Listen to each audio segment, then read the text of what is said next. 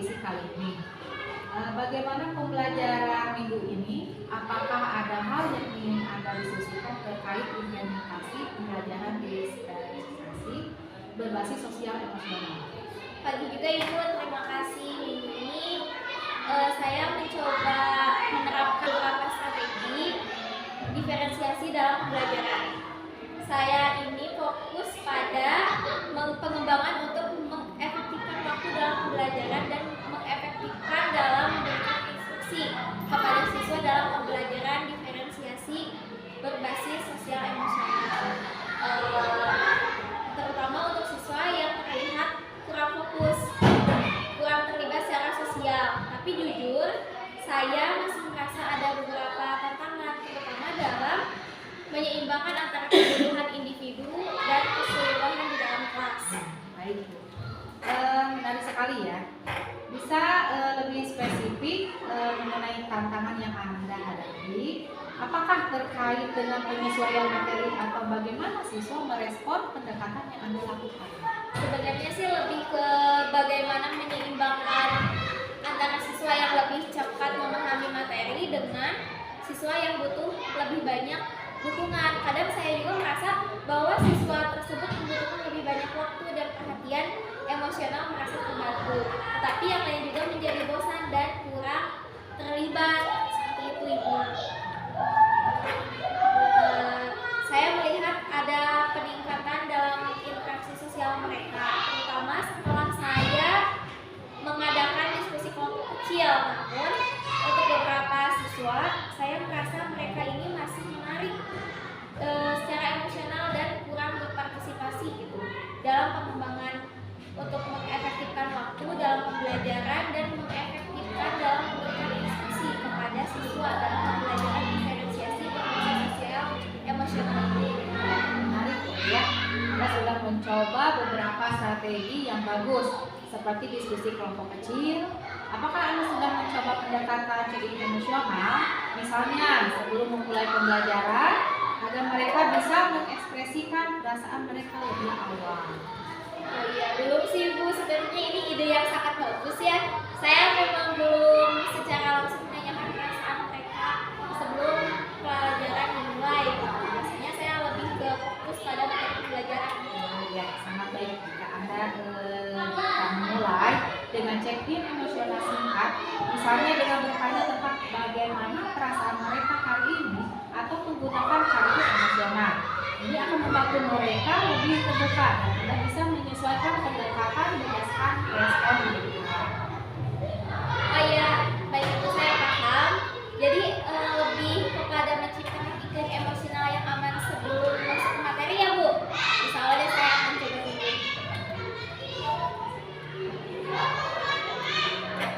Saya sudah mencoba diferensiasi tugas, tapi mungkin saya perlu lebih eksplisit lagi gitu dalam komunikasinya kepada siswa. Beberapa dari mereka tampaknya tidak memahami bahwa tugas tersebut sudah disesuaikan untuk mereka. Ya, transparansi ya, penting dalam pembelajaran diferensiasi. Mungkin Anda bisa mulai menjelaskan kepada siswa bahwa tugas yang mereka kerjakan memang dirancang sesuai dengan kebutuhan mereka, sehingga mereka tidak merasa diberi tugas yang lebih mudah atau lebih sulit. Baik Ibu, itu maksud akal sih. Saya akan coba jelaskan lebih jelas lagi di pertemuan berikutnya. Ya, bagus. Jika ke depan kita punya dua fokus, menciptakan check-in emosional di awal pembelajaran dan memperjelas komunikasi tentang diferensiasi tugas. Apakah ada hal lain yang ingin Anda diskusikan sebelum kita tutup sesi ini?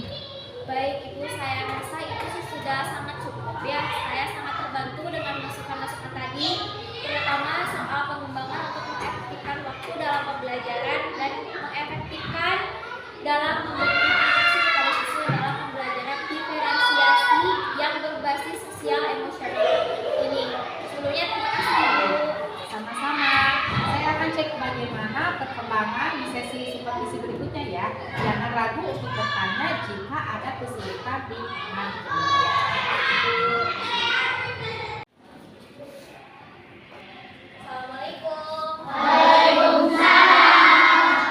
Masuk ya.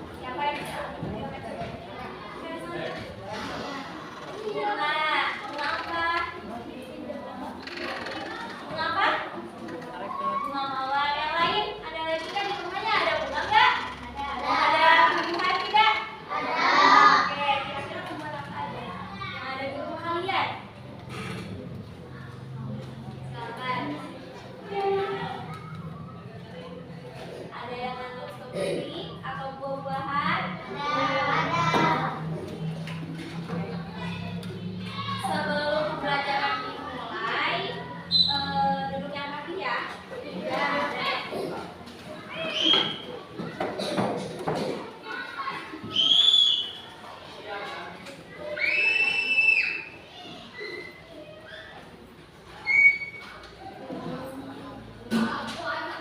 Oke, semuanya tepuk fokus.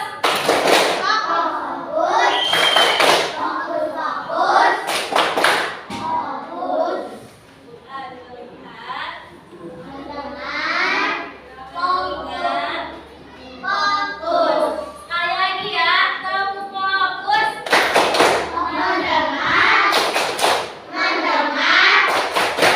Mengingat, duduk yang rapi semuanya ya. Oke, hari ini kita akan belajar tentang apa? Tumbuhan ya. Bagian-bagian tumbuhan. Kalian kan sering tuh melihat di rumah tumbuhan. Tapi kan kalian belum tahu ya, di tumbuhan itu ada bagian-bagiannya. Nah, hari ini kita akan belajar tentang bagian-bagian tumbuhan. Yang pertama, ada gambar di sana? Ada bunga? Daun? Buah? Batang? Akar ya. Jadi ada berapa?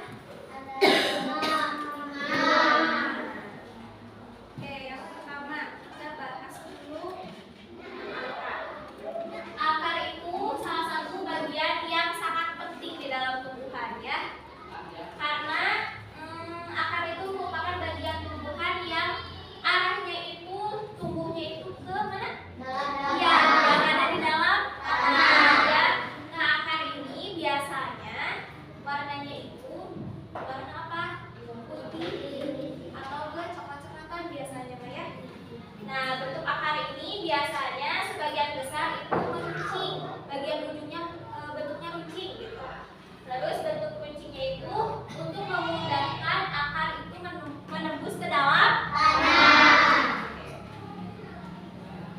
Terus ini ada struktur dari akar. Akar ini ada 3 struktur. Yang pertama, pokok akar, rambut akar, dan ujung akar. Nah, akar juga memiliki 2 macam ya. Ada akar tunggang dan akar serabut. Kalian bisa dilihat kan bedanya seperti apa? Kalau akar tunggang mah lebih ke bawah ya. Iya. Terus kalau ini, nah, pokok akar. Pokok akar itu bagiannya yang di mana warna merah ya. Itu adalah pokok akar. Kemudian rambutnya. Rambutnya yang mana? Rambutnya itu yang kayak duri, ya kan? Nah, itu disebutnya rambut akar. Terus ini ada gunung akar. Nah, yang paling bawah melindungi. Nah, itu yang mencosna sebenarnya kalau saudara. Terus, oke, jenis. Tadi ada 2 jenis ya. Yang pertama ada akar tunggang, yang kedua ada akar serabut. Dan fungsi akar. Fungsi akar itu apa? Terus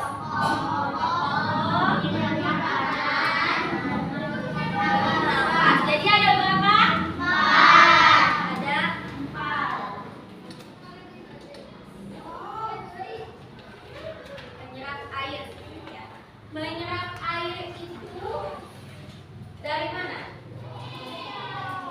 Dari dalam ya, dari dalam tanah. Jadi air itu diangkut ke daun mulai dari batang. Kemampuan akar untuk menyerap air dibantu oleh si akar-akar rambutnya yang tadi, yang bentuknya kayak apa? Kayak duri. Nah, itu disebutnya apa? Rambut.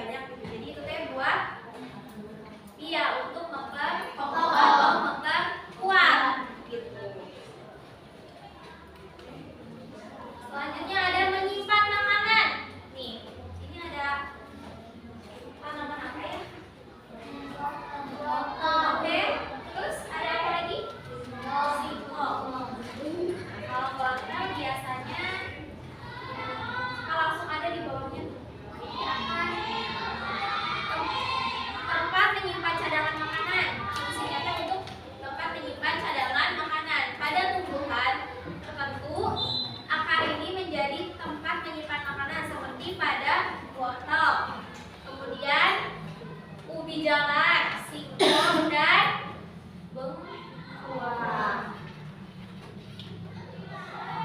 Terus untuk bernafas. Nah, ini ada pohon apa, kelihatan tidak? Ya, sebenarnya ada pohon beringin. Pernah lihat nggak pohon beringin? Nah, ini suka ada di mana? Pohon beringin. Nah, ini itu membantu proses pernapasan seperti akarnya menggantung pada pohon beringin. Akar nafas pada tumbuhan, bakau dan tanaman anggrek. Nah, tanaman anggrek juga sama ya.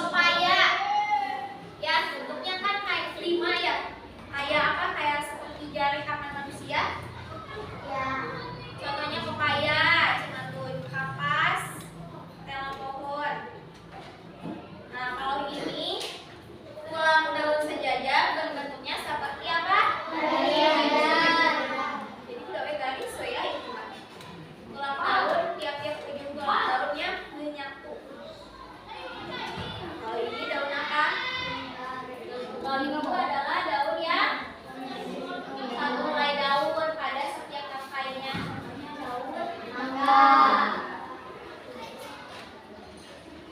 ini ada berapa nih? Kayak jari manusia tidak? Ya, karena ini 4. Contohnya daun putri malu, ada yang pernah lihat? Kalau disentuh jadi apa? Jadi malu ya, jadi tutup gitu. Ya. Nah, ini fungsinya. Daun juga punya fungsi, bukan hanya akar dan batang saja, tapi daun juga punya fungsinya.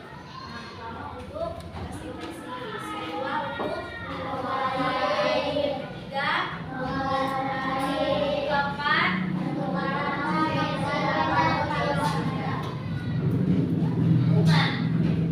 Ya, biasanya bunga bentuknya apa? Berwarna warni ya. Ada yang warna pink. Kalau bunga mawar biasanya warna apa? Merah. Kayak putih. Nah, bunga itu tumbuhan putih selain memiliki akar, kadang berbentuk bunga.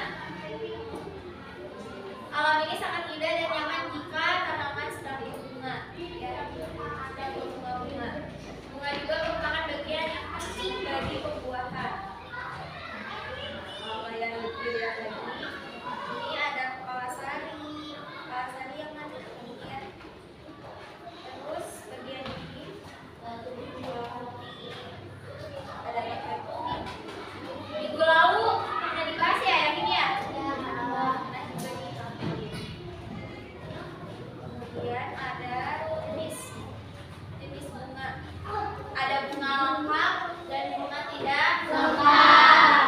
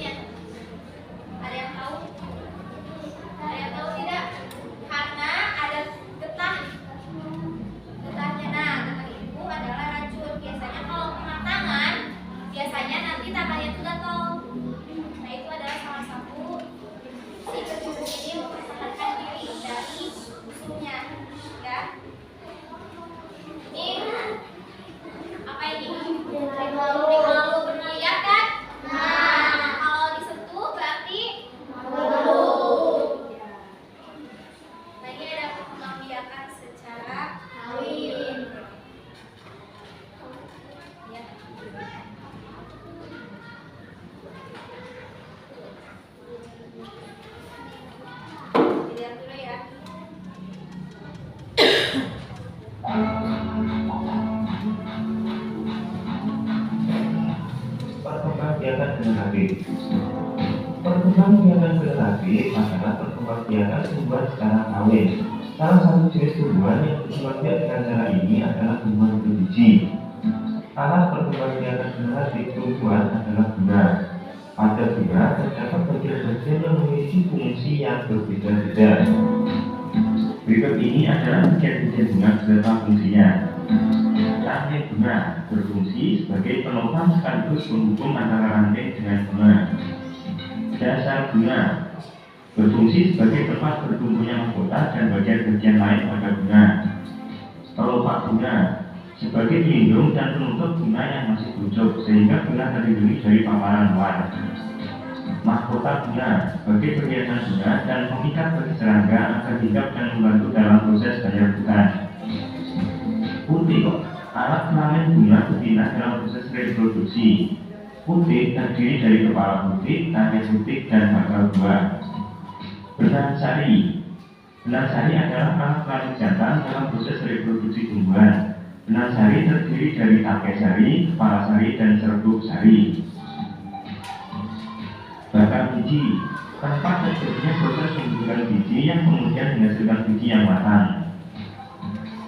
Proses perkembangbiakan generatif membutuhkan alat kelamin jantan dan alat kelamin betina. Kedua alat kelamin ini terdapat pada bunga, yaitu putik dan benang sari. Putik merupakan alat kelamin betina dan benang sari merupakan alat kelamin jantan. Perkembangbiakan generatif diawali dengan penyerbukan, yaitu melepasnya atau jatuhnya serbuk sari ke kepala putik. Serbuk sari bisa jatuh akibat tiupan angin atau terbawa oleh kaki-kaki serangga yang hinggap di atasnya.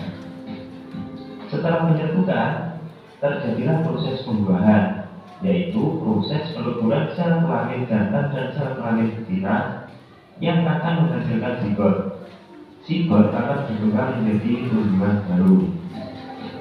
Penyerbukan pada tumbuhan dibedakan menjadi 4 macam. Yang pertama, penyerbukan sendiri, yaitu ketika serbuk sari jatuh ke kepala putik bunga itu sendiri.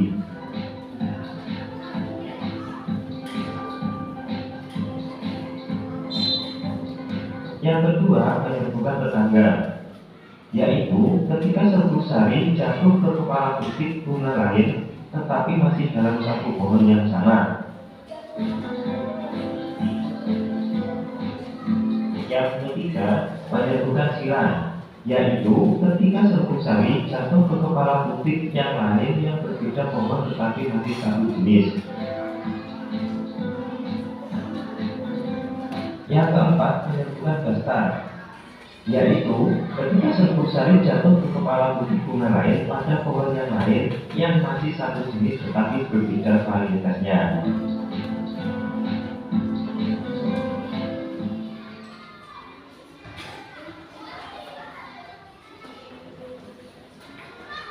Tentang apa videonya? Tentang perkembangbiakan secara kawin. Nah, pada proses ini maka terjadilah dengan cara apa? Bukan penyerbukan itu secara apa? Kawin ya, antara serbuk sari dengan kepala putik. Jadi serbuk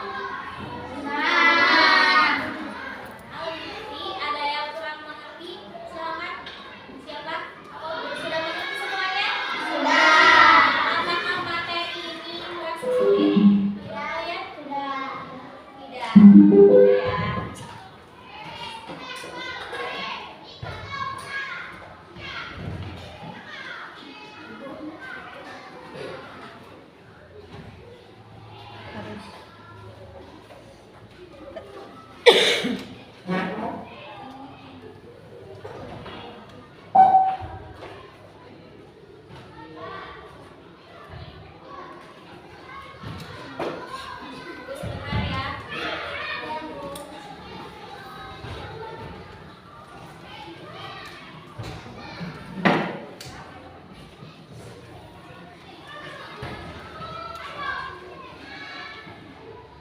Oke, semuanya bisa berdiri.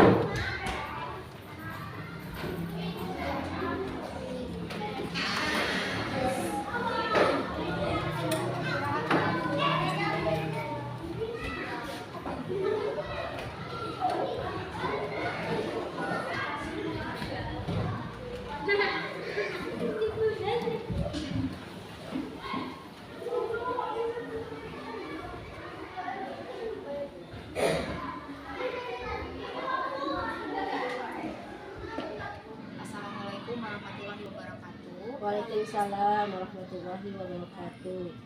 Baiklah, hari ini kita akan melaksanakan pasca observasi yang didampingi oleh Ibu Pepe dan teman saya sejawat, Ibu Emma. Baiklah, untuk paskanya kita mulai saja hari ini. Ya. Selamat pagi Ibu Emma. Saya sudah mengamati pembelajaran kemarin dan saya ingin memberikan beberapa umpan balik. Sebelum kita mulai, bagaimana perasaan Ibu tentang pelaksanaan pembelajaran tadi? Apa yang menurut Ibu berjalan dengan baik dan apa yang menurut Ibu bisa diperbaiki? Siang Ibu Santi, terima kasih. Menurut saya pelajaran tadi berjalan cukup lancar ya, terutama pada saat sesi diskusi kelompok. Siswa tampak lebih terlibat semuanya, meskipun saya merasa beberapa dari mereka masih tampak kesulitan untuk beradaptasi dengan tugas-tugas yang baru, tugas-tugas yang berbeda. Mungkin saya perlu lebih banyak waktu untuk menyesuaikan kebutuhan individunya. Iya, saya setuju Bu.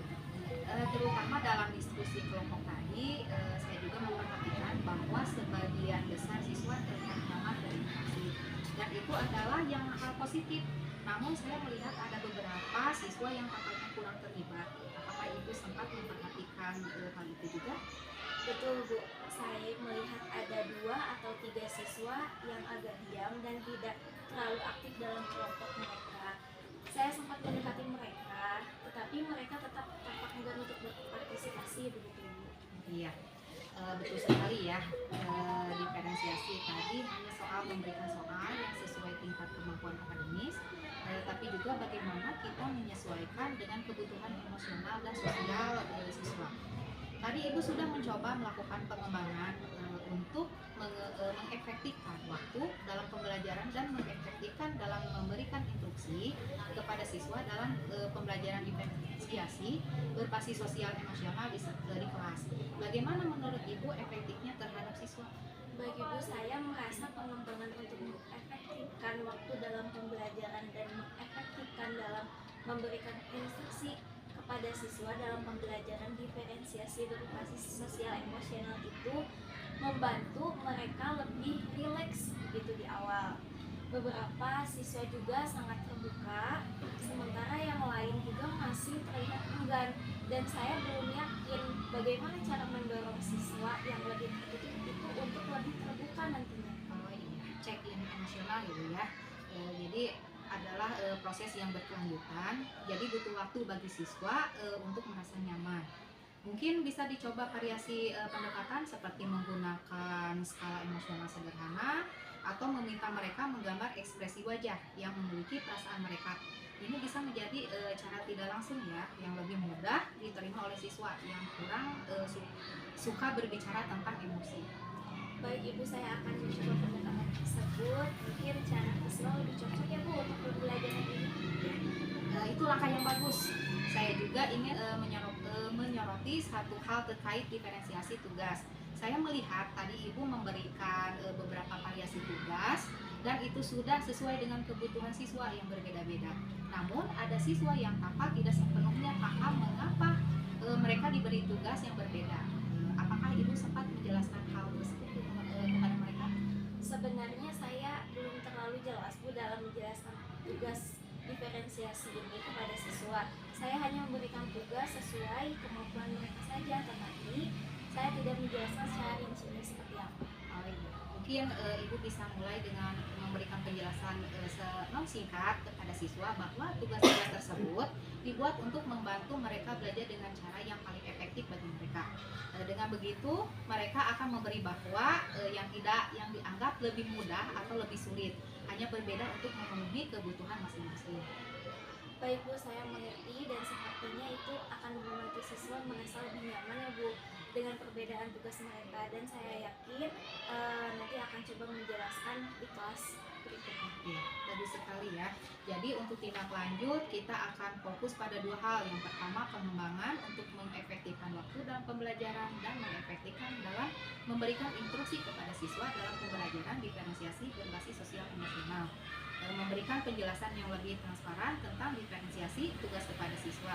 Bagaimana menurut Ibu? Saya juga yakin ya begitu. Terima kasih untuk keterbukaan Ibu dalam menerima umpan balik. Saya akan terus memantau perkembangan ini di pertemuan supervisi berikutnya. Jangan ragu untuk berkonsultasi jika Ibu butuh masukan tambahan. Terima kasih banyak Ibu atas masukan dan sarannya. Saya akan coba menerapkan semua saran ini di kelas berikutnya. Ya, sama-sama. Senang bisa membantu. Sampai jumpa di sesi berikutnya. Terima kasih. Wassalamualaikum warahmatullahi wabarakatuh. Waalaikumsalam warahmatullahi wabarakatuh.